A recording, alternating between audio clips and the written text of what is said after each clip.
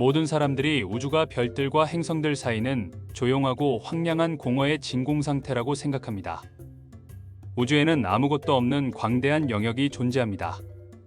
하지만 우주 공간을 여행하는 것은 매우 활발합니다. 우주 공간은 누군가 누구에게 존재를 알리기 위한 전파들의 다양한 신호도 넘쳐납니다. 이러한 신호 중 거의 대다수는 별, 퀘이사 및 기타 천체 현상에서 나오는 신호입니다. 그러나 이러한 신호들 중 일부는 아마도 그들 중 많은 것들이 서로 소통하고 있고, 아마도 그들 중 일부는 우리와 소통하려는 외계 생명체의 신호일지도 모릅니다. 오늘 영상은 외계로부터 오는 신호에 대한 내용인데요. 영상 보실 준비가 되셨나요? 그렇다면 구독과 좋아요는 필수. 별들과 행성들은 각각 독특한 전파 서명을 가지고 있습니다. 예를 들어 목성의 자기장은 크기가 희지입니다. 해왕성은 온도 신호는 음성으로 변환하면 광대한 황량한 바다처럼 들립니다. 그리고 토성은 섬뜩할 정도로 대담한 바람과 음색을 가지고 있습니다. 그리고 물론 지구는 전 세계의 모든 무선 송신기들로부터 수많은 신호들을 방출하고 신호들을 받을 수 있는 외계 생명체들에게 받아보도록 깊은 우주로 신호들을 보내고 있습니다. 그런데 중요한 건 듣고 있는 생명체가 있느냐는 것입니다. 만약 그렇다면 그들은 우리에게 연락하려고 하는 것일까요? 아마도 그들은 이미 연락을 취했는지도 모릅니다. 1977년 8월 15일 오하이오 주립대학의 빅이어 전파 망원경에 의해 강력한 협대역 전파 신호가 수신되었습니다. 이 신호는 궁수자리 방향에서 온 것으로 보이며 외계 기원의 예상되는 특징을 가지고 있습니다. 천문학자 제리 A.R. 리맨은 며칠 후 기록된 데이터를 검토하는 동안 이 이상 현상을 발견했습니다. 그는 그 결과에 매우 감명을 받아 컴퓨터 프린터로 출력된 종이에 적힌 글을 동그라미를 그린 다음 옆에 와우라는 멘트를 적었는데, 이것이 나중에 외계에서 온 신호를 와우 신호로 언급하기 시작한 것입니다. 전체 신호 시퀀스는 72초 동안 지속되었습니다. 신호를 잡는 큰 접시 안테나는 그것을 관찰할 수 있었지만 어멈과 다른 사람들이 여러 번 시도했음에도 불구하고 그 이후로는 감지되지 않았습니다. 배출원에 대한 다양한 가설이 제시되었습니다. 비록 자연 기원의 가능성이 완전히 배제된 것은 아닙니다. 현재까지 와우 신호는 지금까지 수신된 외계 무선 전송에 가장 적합한 후보로 간주되고 있습니다. 2012년 와우 신호가 수신된 지 35주년이 되는 날, 아리체보 천문대의 과학자들은 1만 개의 트위터 메시지를 포함하는 인류의 응답을 신호가 발생한 방향으로 전송했습니다. 그들은 각 메시지에 반복되는 시퀀스 헤더를 부착하여 수신자가 메시지가 의도적이고 또 다른 지능적인 생명체로부터 이 신호가 빛의 속도로 궁수자리 방향으로 이동하고 있다는 것을 알 수 있도록 함으로써 모든 지능적인 생명체가 지구에서 보낸 영상과 문자를 해독할 가능성을 높이려고 시도한 것입니다. 이 신호를 오직 자비로운 외계인들이 받기를 바라면서 말이죠. 와우 신호와 우리의 반응이 과학자들이 누군가 신호를 받을지도 모른다는 희망을 가지고 의도적으로 우주로 신호를 보낸 것은 처음이 아닙니다. 1974년 칼 세이건은 에라스보 메시지로 알려진 브로드캐스트를 전파를 통해 우주로 보냈습니다. 이티를 겨냥한 메시지는 인류가 우주로 송출한 라디오 브로드캐스트 중 가장 강력한 것이었습니다. 이에 비해 우주로 송출되는 신호는 일반적인 텔레비전 방송보다 100만 배나 더 강했습니다. 2만 5천 광년 이상 떨어진 성단으로 향했습니다. 2만 5천 광년 떨어져 있으니 2만 5천 년 뒤에 받을 것이고, 그들이 우리에게 답장을 보낸다면 5만 년 후에나 답장을 받아 볼 수 있는데 답 신호를 기다리는 게 너무 웃기지만요. 언젠가 비슷한 답변을 받을 수 있기를 바라는 마음으로 화보 메시지도 보냈습니다.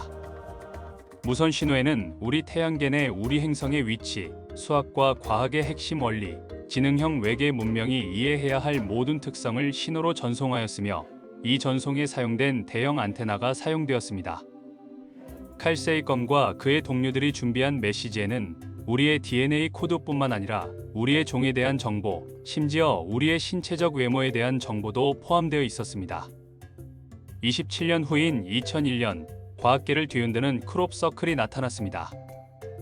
세계에서 가장 큰 완전 조종 가능한 기상 레이더가 위치한 영국 최대 망원경이자 천문대인 7볼턴 옆 농작물 밭의 패턴이 나타났습니다. 미래 이서클은 1974년 방송에 대한 반응처럼 보였습니다. 크롭서클은 다른 것들과 달리 메시지를 전달하거나 우주의 다른 태양계를 설명하는 우주의 반응을 더 잘 말하기 때문에 많은 사람들에게 지구에 나타난 가장 인상적이고 중요한 크롭서클 중 하나로 여겨졌습니다. 사람이 아닌 화합물의 DNA와 일부 마이크로파, 안테나의 이미지입니다. 치볼탄 크롭서클은 우리가 바랐던 최고의 반응이었습니다. 수학자들에 따르면 이진법의 십진법 당량은 에리세보 원본에서 변하지 않았지만 생활의 기본을 구성하는 원소들의 원자 번호는 변경되었습니다. 원자 번호 14의 원소인 실리콘은 산소와 인 사이의 정확한 순서대로 정확하게 첨가되었습니다. 작물 이미지의 모든 정보는 외계 출처의 응답과 일치합니다. 치볼탄 옆에 나타난 크롭서클이 실제로 외계인의 반응이었는지는 아직 논쟁의 여지가 있습니다. 결국 일부 이미지는 농부들의 자작극이었음이 밝혀졌습니다. 그러나 많은 사람들은 2001년의 크롭서클이 우주의 또 다른 지적인 외계 문명으로부터의 진짜 메시지일 뿐만 아니라 우리가 거의 매일 비슷한 메시지를 받고 있다고 굳게 믿고 있습니다. 실제로 우주에서 온 메시지는 라디오 자체가 시작되었을 때부터 있어 왔습니다. 라디오의 발명가인 니콜레이 테슬러는 20세기 말에 외계인들로부터 메시지를 받았다고 확신했습니다. 테슬라는 전파를 이용하여 이웃 세계와 통신을 시도한 최초의 사람이었습니다. 1899년 그는 콜로라도 스프링스에 있는 그의 실험실에 있었는데 280피트의 탑에 설치한 원반 수신기로 외계에서 오는 전자파를 기록할 수 있는 장비를 가지고 있었습니다. 테스트를 하는 동안 테슬라는 자신의 장비에서 이상한 데이터를 얻기 시작했습니다. 그리고 그는 이 데이터가 일종의 신호라고 확신했습니다. 그 신호들은 주기적으로 그리고 숫자와 순서에 대한 명확한 법칙을 그리는 듯 하였으나 그 신호가 어디서 오는지 원인이 무엇인지 추적할 수는 없었습니다.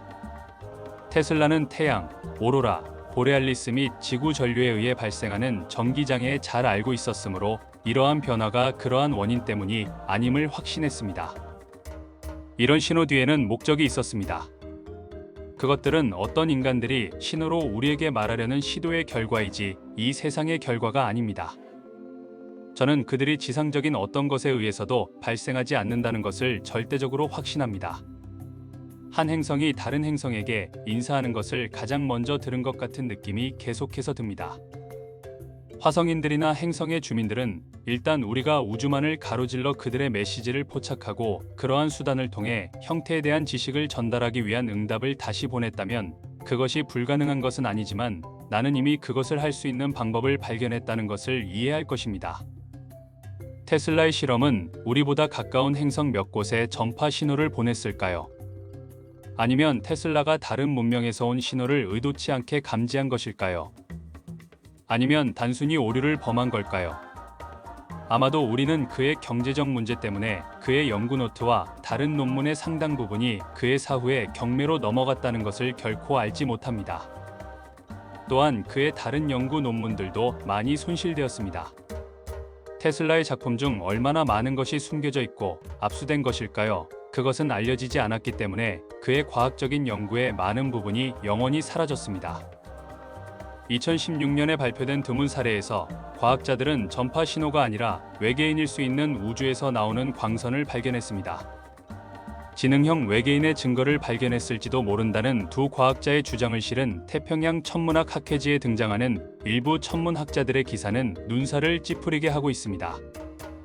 두 사람의 연구에 따르면 조사된 200만 개 이상의 별들 중 234개의 별들이 멀리서 온 지능형 집합체가 가장 잘 설명한다고 말하는 광펄스 형태의 신호를 가지고 있다는 것입니다.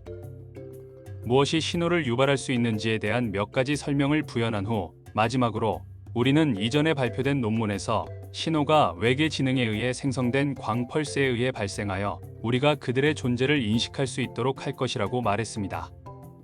게다가 이 연구에 따르면 이 신호들은 과학자들이 지능적인 외계인들로부터 기대할 수 있는 바로 그 모양을 가지고 있다는 것입니다. 그러나 버클리시 연구센터는 더 많은 연구가 필요하며 이러한 신호들을 외계 문명의 활동으로 분명히 돌리기에는 아직 이르다고 말합니다. 이 단체는 문제의 별들 중 일부를 오토매틱 플래닛 파인더라고 불리는 거의 8피트의 광학 망원경을 사용하여 관찰한 것이라고 말했습니다. 그리고 그들은 논란의 여지가 있는 주장의 배후에 있는 과학자들과 상의하기를 바랬습니다. 이 논란은 최근 몇 년 동안 희미해지고 있는 이상한 별에 대한 새로운 자료들이 외계 거대 구조물일 것이라는 추측으로 이어집니다. 공식적인 긴 숫자, 이름을 가진 시크니스 별자리에 위치한 F급 별인 테비스타는 빛 방출로 인해 많은 과학자들을 혼란스럽게 했습니다.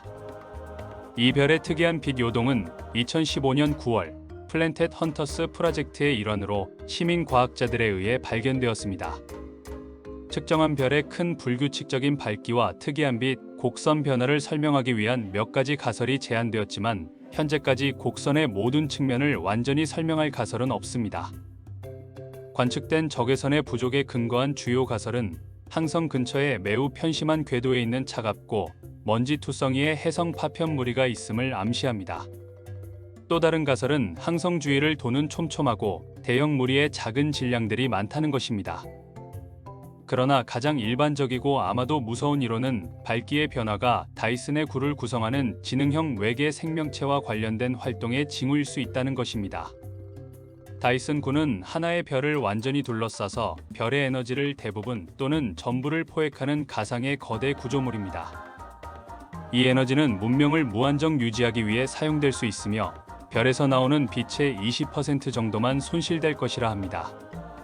구체가 아니라면 아마도 위성, 우주 정거장 또는 심지어 별 근처에 근접하게 형성된 우주선 무리가 이러한 희미한 효과를 일으킬 수 있습니다.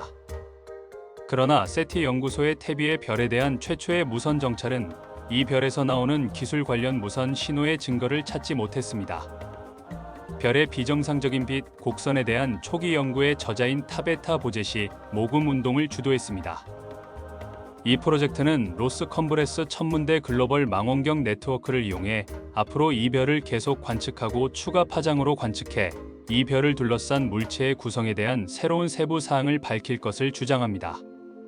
이 캠페인은 1년 동안 관찰할 수 있을 만큼의 비용인 $100,000 이상을 모금했습니다. 과학자들은 외계의 지능이 조광의 원인일 가능성은 낮다고 믿고 있습니다. 하지만 자연적인 설명으로는 아직 조광 현상을 충분히 설명하지 못했기 때문에 이 별은 여전히 뛰어난 세티 타겟으로 남아 있습니다.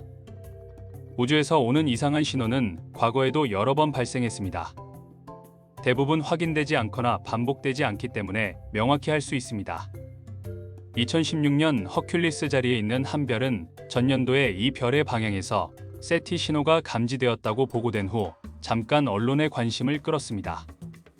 이 신호는 한 번만 들렸을 뿐 다른 망원경에서는 확인된 적이 없으며 지상의 간섭으로 인한 것으로 생각됩니다.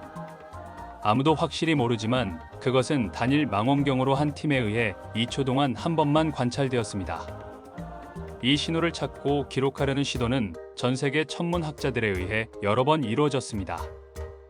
알텐 그룹에서 보고한 과도의 위치 및 주파수에서 신호가 검출되지 않았습니다. 2015년 5월 러시아 천문학자들은 약 94광년 떨어진 태양계로부터 약한 신호를 받았습니다. 그 시스템은 우리 태양과 비슷한 별을 가지고 있습니다. 알려진 행성 중 하나가 해왕성 정도의 크기로 항성에서 아주 가까운 곳을 돌고 있습니다. 신호는 디자인과 빛 모양이 특이했습니다. 천문학자들은 이 신호가 흥미롭다고 생각했지만 반복되지 않았기 때문에 더 이상 할 일이 없습니다. 이탈리아 과학자들은 외계 생명체에서 나올 가능성이 있는 깊은 우주에서 나오는 거의 24개의 전파원에 당황했습니다. 이탈리아 과학자들은 신호를 관찰하는데 몇 달이 걸렸고 그 신호의 출처를 정확히 찾아낼 수 없었습니다. 광학 또는 자외선 스펙트럼에 빛이 없기 때문에 별이 원천으로 배제됩니다. 2016년 5월 18일 과학자들은 조사된 소스 중 9개에 대한 신호 측정에서 상당한 배출을 감지했다고 썼습니다. 신호들은 깊은 우주에서 오고 있었기 때문에 어떤 특정한 별이 기원이 될 수 있는지 분명하지 않았습니다. 이탈리아 과학자들은 그들의 본성을 알아내기 위해 그 지역에 대한 적외선 연구를 더 요청했습니다. 인간은 외계 문명의 어떤 신호에도 대답하는 것에 대해 극도로 경계해야 합니다. 외계인들이 지구를 빠르게 정복할 것을 우려하는 스티븐 호킹 교수의 엄포입니다. 그 유명한 천체 물리학자는 그의 새로운 온라인 쇼인 스티븐 호킹의 가장 좋아하는 장소에서 그 두려움에 대해 목소리를 높였습니다. 그는 다른 세계에도 생명체가 존재할 수 있다고 믿지만 문명 간의 만남은 콜럼버스가 아메리카 원주민들을 만났을 때와 비슷할 것이라고 경고하고 그것이 잘 풀리지 않았다고 호킹스는 말했습니다. 그는 나이가 들면서 우리가 혼자가 아니라는 것을 그 어느 때보다 확신하게 됩니다. 언젠가 우리는 이런 행성으로부터 신호를 받을 수도 있지만 우리는 대답하는 것을 경계해야 합니다. 호킹은 러시아 억만장자가 자금을 지원하는 10년간 1억 달러 규모의 프로젝트인 획기적인 청취 프로젝트에 참여한 것을 언급하고 있습니다. 이 획기적인 프로젝트는 우주 깊숙한 곳까지 작은 우주선을 발사하는 것을 목표로 합니다. 이 프로젝트는 또한 세계에서 가장 민감한 전파 망원경을 사용하여 이전에 달성된 것보다 10배나 많은 양의 하늘을 관측할 계획이라고 호킹은 말했습니다. 진짜 어려운 점은 실제 외계인들이 어떻게 생겼는지를 알아내는 것입니다. 빠른 라디오 버스트 또는 FRBS는 때때로 발생하며 아무도 원인이 무엇인지 알지 못합니다. 일반적으로 FRBS는 하늘의 알 수 없는 부분에서 한 번의 폭발만 발생합니다. 그러나 네이처에 발표된 논문에서 연구자들은 총 10개의 FRBS에 반복되는 서열을 발견했습니다. 이러한 버스트는 반복되었을 뿐만 아니라 밝기와 스펙트럼도 다른 FRBS와 다릅니다. 그래서 이제 천문학자들은 이상한 전파 신호라는 하나의 이상한 범주 대신에 완전히 새로운 범주를 다루게 되었습니다. 이러한 반복되는 FRBS는 폭발이나 다른 대재앙에 의해 발생하는 것이 아니라 회전하는 중성자별에 의해 발생했다는 추측이 있습니다. 하지만 그들은 더 많은 정보를 얻을 수 있을 때까지 알 수 없을 것입니다. 우주는 이상하고 특이한 무선 신호로 가득 차 있습니다. 많은 사람들은 그들이 어디서 오는지 혹은 누구에게서 오는지에 대해 마음을 병에 담습니다. 하지만 공간만이 이상한 신호를 찾을 수 있는 유일한 장소는 아닙니다. 여기 지구에는 외계 귀를 위한 신호를 보내는 무선 송신기가 있습니다. 이곳 지구에는 여러분이 직접 들을 수 있는 기이한 전파 신호 현상이 있습니다. 아무도 그들의 목적이나 어떤 경우에 그들이 브로드캐스트 방송되는 것을 알지 못합니다. 그들은 숫자 방송국이라고 불리고 정부가 스파이들 또는 심지어 ET와 지구상에 살고 있는 사람들과 의사소통하는 방법일 수 있습니다. 대부분의 사람들은 숫자 방송국이 외국에서 활동하는 정보 장교들에게 전달되는 포맷된 숫자의 방송으로 특징 지어지는 단파 라디오 방송국의 범주라고 가정합니다. 대부분의 식별된 스테이션은 음성 합성을 사용하여 숫자를 발송하지만 위상 편의 및 주파수 편의와 같은 디지털 모드와 모스 코드 전송도 사용됩니다. 부저라고도 알려진 UVB76은 4625kHz의 주파수로 방송하는 단파 라디오 방송국에 라디오 청취자들이 붙인 별명입니다. 24시간 분당 약 25톤의 속도로 반복되는 짧은 단조로운 버즈톤을 방송합니다. 때때로 버저 신호가 중단되고 러시아어로 음성 전송이 이루어집니다. 1982년에 이 주파수에 대한 방송국에 대한 최초의 보고가 있었습니다. 그것의 기원은 러시아로 추적되었고 비록 다양한 정도의 개연성을 가진 여러 이론들이 존재하지만 그것의 실제 목적은 공식적으로 확인된 적이 없으며 추측의 원천으로 남아 있습니다. UVB76에 소름 끼치고 때로는 앞뒤가 맞지 않는 브로드캐스트는 이렇게 들립니다. 다른 방송국들은 이와 같은 다른 방송을 가지고 있습니다. 이 신호들이 무엇이든 간에 그것들은 아마추어 라디오 매니아들에 의해 처음 발견된 1970년대 이후 청취자들을 혼란스럽게 했습니다. 그 이후로 청취자들은 이 방송국들을 감시했고 전화 통화, 외계인 신호, 외계어, 심지어 실수로 마이크를 열어둔 채로 싸움을 하는 것과 같은 이상한 것들을 많이 들었습니다. 최신 컴퓨터 기술과 오디오 소프트웨어를 사용하여 청취자들은 신호 내에 숨겨진 메시지와 신호를 찾아 신호를 탐색해 왔습니다. 남자와 여자의 목소리는 그들이 발견한 이후로 들렸습니다. 소수의 방송국 매니아들은 그들이 다음에 무엇을 할지에 대해 집중적으로 들으며 이 방송들을 예의주시해왔습니다. 인터넷 게시판과 단체들은 이 송신기들로부터 들은 특이한 것들을 보도하기 위해 설립되었습니다. 이 신호들이 무엇이든 모든 AM 방송과 마찬가지로 그것들은 우리의 행성에서 깊은 우주로 이동합니다. 그리고 그들의 목적은 상상할 수 있을 뿐이지만 외계 수신기와의 암호화된 통신일 수도 있습니다. 외계인들이 우리의 신호를 받고 우리 우주선을 엉망으로 만들었을 가능성은 전적으로 있습니다. 우주 탐사선 보이저 2호가 우주를 통과하는 길을 갈망하는 것은 이해할 수 없는 언어로 지구에 있는 기지에 메시지를 보냈습니다. 6년이 넘는 시간이 흘렀지만 나사는 그 이유를 알지 못했지만 그들은 그것이 우연일 수 없다는 것을 알고 있습니다. 보이저 2호는 2010년 태양계를 떠난 첫 번째 우주선으로 이상한 일이 일어난 것은 우주선이 성간 공간으로 들어가는 순간이었습니다. 나사는 누군가 또는 무엇인가가 그것을 통제한다고 생각할 것입니다. 나사는 메시지를 지우기 위해 우주선의 컴퓨터를 재부팅했고 이제 보이저는 임무를 계속하고 있습니다. 보이저 2호에도 ET에 대한 녹음이 들어 있습니다. 외계인들에 의해 발견된다면 아마 그들은 그렇게 했을 것입니다. 우주선의 송신기를 이용해 응답합니다. 나사는 또한 스테레오배 우주선으로 알려진 태양지상 관계 관측소 중 하나가 2년간 침묵한 끝에 접촉했다고 보고했습니다.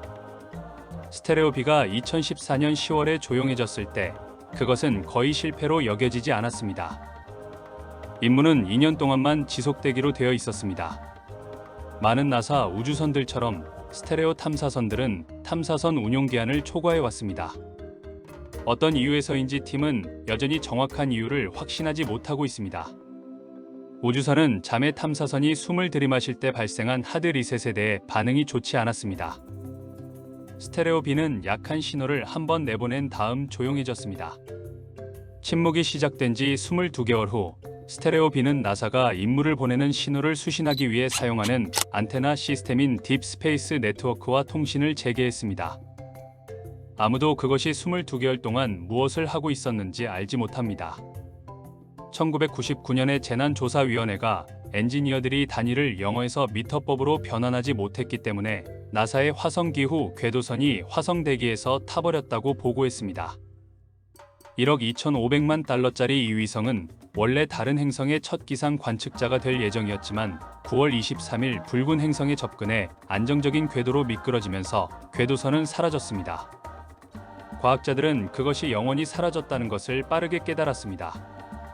그날 아침에 우주선이 대기권 꼭대기에 부딪혀 불에 탔다는 것이 분명해졌습니다. 나사는 그 실수에 대해 스스로를 비난했지만 정확히 무엇이 추락을 일으켰는지는 확신하지 못했습니다. 러시아 포보스 프로그램은 소련이 화성과 화성의 달인 포보스와 데모를 연구하기 위해 발사한 두 개의 탐사선으로 구성된 무인 우주 임무였습니다. 포보스 1호는 1987년 7월 7일 그리고 1988년 7월 12일 포보스 2호가 발사되었습니다. 각각 양성자 K 로켓에 탑승합니다. 포보스는 화성으로 가는 길에 장애를 겪었습니다. 포보스 2호는 화성 궤도에 도달했지만 계획된 포보스 착륙선을 배치하기 전 마지막 단계 전에 연락이 끊겼습니다. 포보스는 9월 2일 예정된 통신 세션까지 정상적으로 작동했지만 이후 작동하지 못했습니다. 조종사들이 우주선과의 접촉을 재개하지 못한 것은 자세 추력기를 비활성화한 오류에서 비롯되었습니다. 태양을 행하도록 하는 잠금 장치를 잃어버렸기 때문입니다. 우주선은 더 이상 태양열을 받지 못해 배터리가 고갈되었습니다. 소프트웨어가 오작동되었는지는 아무도 모릅니다. 포보스 2호는 1989년 1월에 도착하여 화성의 실제 목적지인 포보스라고 불리는 작은 화성 위성을 향한 첫 단계로서 화성 주위의 궤도에 진입했습니다. 우주선이 달과 정렬하기 전까지는 임무는 완벽했습니다.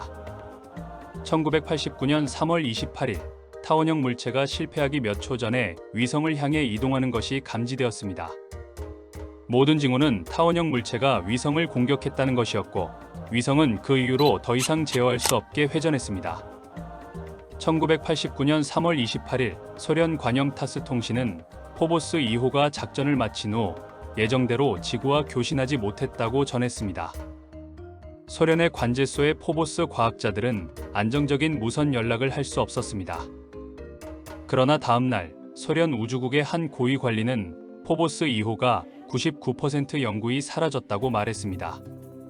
중요한 것은 그가 위성 전체가 사라졌다는 것이며 왕국 학자들에게 단순히 위성과 접촉하는 것이 아니라 흔히 그림자라고 불리는 화성 표면 또는 그 위에서 포착된 이미지라고 진술했다는 것입니다. 이것이 무엇을 야기했는지는 결정된 적이 없습니다. 만약 그것이 정말로 우주선이었다면 그것은 엄청난 크기입니다.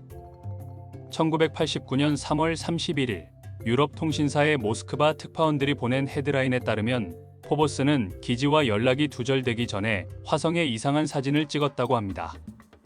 소련 과학자들이 화성과 연락이 끊겼을 때 화성 상공을 선회하고 있던 우주 탐사선 포보스 2호는 화성 표면에서 정체불명의 물체를 촬영했습니다. 연락이 두절되기 몇 초 전 과학자들은 이 미확인 물체를 길이 20km의 얇은 타원형이라고 설명했습니다. 적외선 촬영을 하는 카메라뿐만 아니라 2개의 다른 카메라에 포착되었기 때문에 사진이 환상일 수 없다고 덧붙였습니다. 캐링그레드 컨트롤 센터의 한 관제사는 탐사선이 통제 불능 상태로 회전하고 있다고 결론지었습니다. 뭔가가 포보스를 덮치거나 쏘아 조사한 것 같습니다. 화성과 달 포보스가 외계인의 식민지라는 소문은 오래전부터 있어왔습니다. 화성의 표면은 피라미드, 정사각형 건물, 활주로와 같이 자연적으로 보이지 않는 이상한 모양의 건물들로 덮여 있습니다. 포보스 자체에는 주의 깊게 사진을 찍거나 탐험한 적이 없습니다. 페이스북의 아모스 6호 위성을 우주로 실어나를 예정인 스페이스X 팰콘 9호 로켓이 외계인 UFO 이상으로 폭발했습니다. 스페이스X 팰콘 9호 로켓은 2016년 9월 1일 케이프 커네버럴에서 발사 전 정적 사격 시험 도중 발사대 40에서 폭발했습니다. 스페이스X, 즉 스페이스X가 페이스북에 발표한 성명에 따르면 폭발은 상부 산소 탱크 주변에서 발생한 이상 현상에 의해 발생했다고 합니다. 로켓 시험 발사의 공식 영상에는 UFO가 폭발하기 직전 우주 선박과 발사대를 지나 믿을 수 없는 속도로 비행하는 모습이 담겨 있습니다. 현장의 한 용접공은 발사 몇 분 전에 현장에 있던 직원들이 시설 상공에서 UFO를 발견했다는 글을 올렸습니다. 이 영상은 폭발 몇 초 전에 발사대 위를 날아다니며 지나가는 물체의 모습을 보여줍니다. UFO 연구원들에 따르면 영상의 고배율 분석 결과 이 의문의 물체는 새나 벌레가 아니었다고 주장하고 있습니다. 폭발 전 발사대 부근을 비행하는 영상에서 볼 수 있는 다른 모든 새들과 외관과 비행 특성이 확연히 구분되는 물체를 보여줍니다. 현재까지 아무도 이 현상의 원인이 무엇인지 알지 못하며 비디오 프레임에 UFO가 선명하게 나타나 있기 때문에 이 사건의 실체를 상상할 수 있을 뿐입니다. 천문학자들에게 블랙홀은 우주에서 가장 큰 진공 청소기입니다.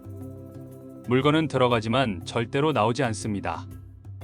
핵 분광 망원경 어레이를 포함한 나사의 우주 망원경 2대는 초거대 블랙홀에서 멀리 발사된 블랙홀의 코로나를 기적적으로 관찰했고 그 후 X선 에너지의 거대한 펄스가 뿜어져 나왔습니다. 그렇다면 정확히 무슨 일이 일어난 걸까요? 그것이 과학자들이 알아내려고 하는 것입니다. 블랙홀 주변의 중력은 너무 강해서 알려진 우주에서는 블랙홀에서 아무것도 나올 수 없다고 믿었습니다. 빛도 빨려 들어갑니다. 블랙홀의 기능을 생각했던 방식과 완전히 바뀐 현상을 관찰할 수 있었던 것 같습니다.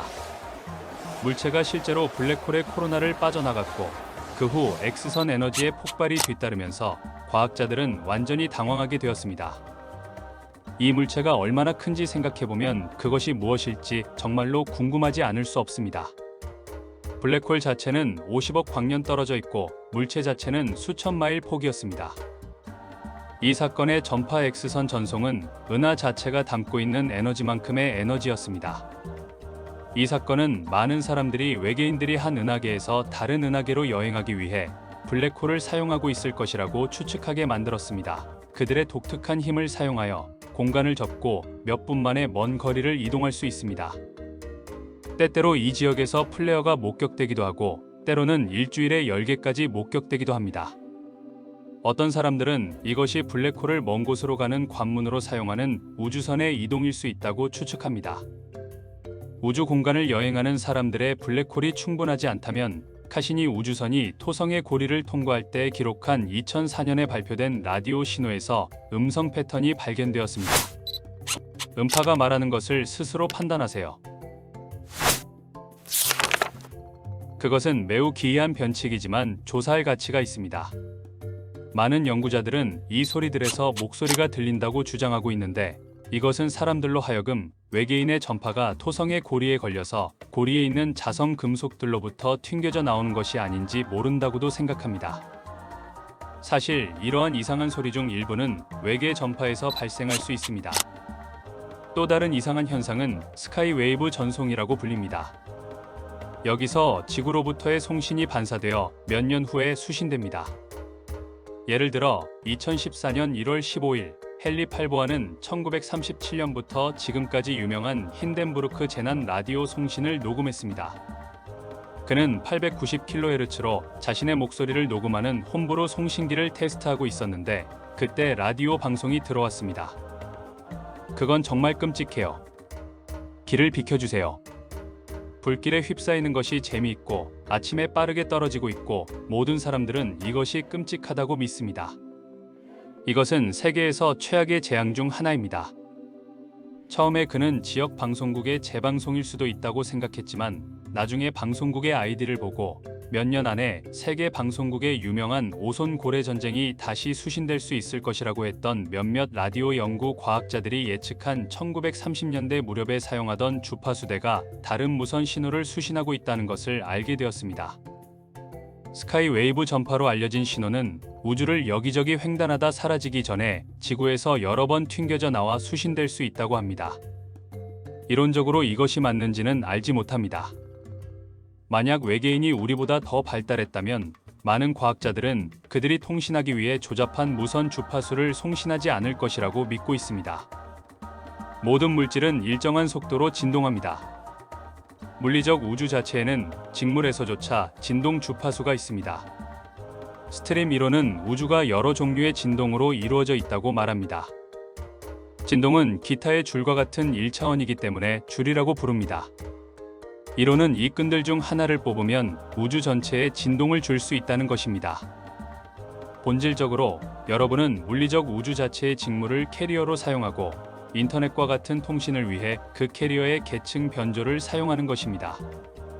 이 계층 변조로 이집 메시지, 사진, 비디오, 음성 또는 음악 전송을 보낼 수 있습니다. 여기서 우주를 뽑으면 우주 자체의 어느 곳에서나 들릴 것이기 때문에 우주 전체가 이 거리를 수행하는 데 사용되고 있기 때문에 이 거리는 아무런 요인이 되지 않습니다. 우주의 구조물을 운반선으로 이용하는 외계인들은 우주나 은하계 인터넷처럼 어디서든 실시간으로 전송을 주고받을 수 있다는 것입니다. 모든 문명은 서로 이야기하고 영상과 이미지와 도식을 공유하고 그리고 우리의 원시 인터넷처럼 실제로 만나지 않고 서로 소통합니다. 진동은 에너지이고 모든 물질은 에너지입니다. 따라서 물질은 존재하지 않습니다. 진공 안에 있는 물체들 사이의 공간은 사실 에너지입니다. 그것은 매우 낮은 진동이지만 연결된 원자로 존재하고 공간을 차지하며 이것은 물리적 우주 자체의 구조입니다. 만약 우리가 이 직물을 캐리어로 사용하는 은하 모뎀 장치를 만들 수 있다면 이론적으로 우주 인터넷에 로그인하여 근처 또는 멀리 떨어진 은하계의 외계인과 통신할 수 있을 것입니다. 우리는 우리의 행성을 떠나지 않으면서 그들로부터 배우고 우리 자신에 대한 정보를 공유할 수 있습니다. 우리보다 더 오래된 외계인으로부터 얻을 수 있는 첨단 기술을 상상해 보세요. 물론 이 기술을 사용하는 어떤 종이든 애초에 이를 발견했을 만큼 충분히 발전되어야 할 것입니다. 우리는 인터넷을 처음 발견하는 아이와 같을 수 있습니다. 우주는 생명체가 접근할 수 있는 방대한 데이터 저장 시스템과 네트워크가 될 수 있습니다. 모든 물리적 개체의 데이터를 기록하고 거기에 저장할 수 있습니다. 만약 인종들이 사용해온 보편적인 인터넷이 존재한다면 그들이 우리를 그들의 우주 정보장치에 우리를 어떻게 환영할까요? 우리는 거기서 보내고 저장되는 정보를 이해할 수 있을까요? 우리는 그 정보를 어떻게 사용할까요? 기술은 잘못된 손에 유용할 수도 있고 해로울 수도 있을까요? 우리는 우주를 가로질러 자유롭게 소통하는 사람들로 이루어진 은하계 동맹에 합류할 준비가 되어 있나요? 외계인들이 통신하기 위해 라디오와 텔레비전을 사용하지 않는다면 그들은 우리가 그렇게 하고 있다는 것을 알고 있을지도 모릅니다. 그들이 중요하다고 느끼는 메시지의 전송을 방해하려고 했을 가능성이 있습니다. 1977년 영국의 관찰자들이 은하계 간의 연합이라고 주장하는 어떤 사람으로부터 특이한 전파를 받았습니다. 위장하고 깊은 윙윙거리는 소리를 동반한 그 목소리는 지역 ITV 방송국인 서던 텔러비전의 브로드캐스트에 침입했습니다. ITN의 앤드루 가드너가 UHF 오디오 신호를 무시하고 시청자들에게 모든 악의 무기를 제거해야 하며 평화롭게 함께 사는 법을 배울 수 있는 짧은 시간이 있음을 경고합니다. 이 메시지가 전달된 직후 신호가 중단되었습니다. 만화 속의 우둔한 톤의 목소리가 끝난 직후 방송이 정상으로 돌아갔습니다. 저녁 늦게 남부 텔레비전은 일부 시청자들에게 방송이 고르지 못한 것에 대해 사과했습니다. ITN도 토요일 늦은 저녁 게시판을 통해 이 사건을 보도했습니다. 브로드캐스트는 비디오 신호만 변경하지 않고 소리를 이어받았습니다. 일부 사진 왜곡을 제외하고 이 사건은 현지에서 약간의 경각심을 불러일으켰고 다음날 일요일 신문에 상당한 반향을 불러일으켰습니다. 1977년 겨울 포든틴 타임즈지 24호에는 그들이 묘사한 브로드캐스트라는 짧은 메시지의 녹취록이 실렸습니다. 가끔은 이해하기 어렵지만 여기에 문자와 함께 녹음된 전체 메시지가 있습니다. 메시지는 1년의 비트로 시작되었고 그리고 나서 당신의 모든 이 무기를 제거해야 합니다. 갈등의 시간은 이제 지났고 여러분이 속한 인종은 진화의 최고 단계로 나아갈 수 있습니다. 지구상의 작은 그룹들이 이것을 배우고 있고 여러분 모두에게 도면계의 빛 아래 전달하기 위해 존재합니다. 오늘날까지 이 전파의 출처는 아직 밝혀지지 않았지만 만약 그것이 정말 외계인 방송이었다면 그것은 인류에게 심각한 경고인 것 같았고 그럼에도 불구하고 끝을 향한 희망이었습니다. 이 메시지가 1977년에 발생했지만 그것은 우리의 현재 정치 상황과 세계 상황에 완벽하게 들어맞습니다. 바다 너머에서 생명체를 찾아 페로몬 신호를 보내는 초지능 젤리피쉬를 상상해 보세요. 우리 인간이나 어떤 육지 동물도 이러한 신호를 감지하거나 해파리가 할 수 있는 어떤 방식으로든 반응할 수 없습니다. 그것은 우주로 전파 신호를 보내는 우리의 접근법과 비슷하지 않을까요? 왜 우리는 외계 생명체가 우리와 같고 우리의 의사소통 방식을 이해할 수 있다고 가정할까요? 아마도 외계인들은 의사소통을 위해 다른 방법을 사용할 것입니다. 외계 지적 생명체 탐사 또는 세티는 다른 세계의 문명으로부터의 전파 징후에 대해 전자기 방사선을 모니터링하는 지능형 외계 생명체를 과학적으로 찾는 총칭입니다. 세티의 노력은 신호를 보내기 위해서가 아니라 신호를 찾기 위해서만 설계된 수동적인 실험입니다. 그러나 우리는 의도치 않게 주로 라디오, 텔레비전 및 레이더 신호와 같은 신호를 50년 이상 우주로 전송하고 있습니다. 물론 다른 기술이 없는 한 외계인 시청자들은 그를 탐지하기 위해 아주 큰 안테나를 만들어야 할 것이지만 우리의 초기 TV 방송은 50광년 반경에 있는 몇 개의 별 근처에 도달했을 것입니다. ET는 빛, 압력, 소리, 그리고 심지어 페로몬과 같은 다양한 방법을 사용하여 의사소통을 할 수 있는데 이것은 물론 별들 사이를 이동할 수 없었습니다. 하지만 우리처럼 그들은 먼 세계를 탐험하기 위해 탐사선을 보낼지도 모릅니다. 우리가 보이저와 개척자 탐사선들을 태양계 너머로 보낸 것과 마찬가지로 외계인들은 지금 성간 공간들 사이 어딘가에 탐사선들을 가지고 있을지도 모릅니다. 다른 행성에서 온 작은 우주 탐사선이 태양계의 중력에 대한 마지막 접근을 위해 에테르를 통해 잽싸게 나아가고 있을지도 모릅니다. 우리가 그것을 감지하기를 바라며 호기심 많은 신호음을 보낼 수 있습니다. 그들은 외계 여행이나 다차원 통신과 같은 비물리적 방법을 통해 우리나 다른 문명과 접촉을 시도할 수 있습니다. 우리가 인정할 만큼 충분히 영적으로 발전하지 않은 다양한 신호와 의사소통 형태가 있을 수 있습니다. 물론 외계인들은 우리에게 전혀 관심이 없을지도 모릅니다. 그들은 우리의 존재를 완전히 인식할 수 있지만 우리와 이야기하고 싶은 마음은 없습니다. 또한 그들은 우리가 그들의 전송을 감지하는 것을 막기 위해 먼 길을 갈 수도 있습니다. 그들은 단순히 외계인을 혐오하거나 우리를 두려워할 수 있습니다. 분명한 곳에 착륙하려는 어떠한 비행 접시도 보내지 않았고, 비행 접시의 탑승자들이 지구 지도자들이나 일반 사람들을 방문하고 그들이 해야 할 일은 무엇이든 하고 우리와 직접 소통하려는 특별한 노력 없이 떠나는 것처럼 보이기 때문에 현대의 UFO 목격은 이러한 생각을 지지하는 것처럼 보일 것입니다. 납치범들이 메시지나 지시를 받는 몇 안 되는 납치 사건들을 넘어서 외계인들은 우리 모두에게 무관심한 것처럼 보입니다. 어떤 경우에는 과학자가 실험실 과학에 대해 가질 수 있는 것 이상의 감정을 가지고 있지 않기도 하고 물리적인 증거나 어떤 것을 필요로 하기도 합니다.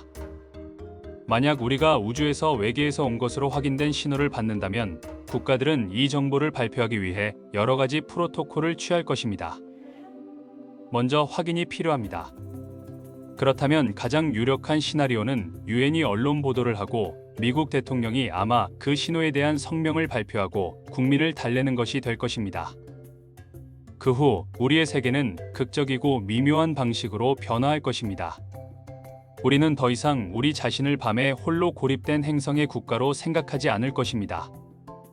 대신 우리는 우리가 혼자가 아니며 은하계 이웃들과 함께 광대한 우주에 살고 있다는 지식을 받아들이게 될 것입니다. 우리의 종교와 신념은 시간이 걸리는 이 새로운 개념에 적응해야 합니다.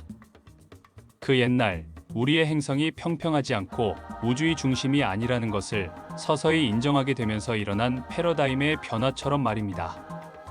우리의 개념과 아이디어는 이 새로운 패러다임을 포함하도록 변화할 것입니다.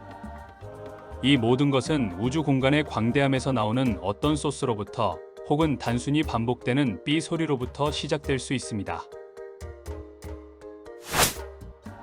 좀 어렵고 복잡하고 난해한 문제, 끝까지 보신 분들 감사합니다. 내일 또 만나요. 안녕.